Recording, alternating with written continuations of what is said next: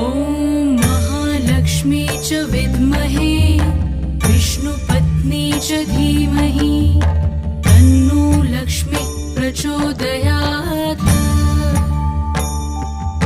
ॐ महालक्ष्मी च विद्महे विष्णुपत्नी च धीमहि तन्नो लक्ष्मी प्रचोदयात्। ॐ महालक्ष्मी च विद्महे विष्णुपत्नी च धीमहि तन्नो लक्ष्मी प्रचोदयात्।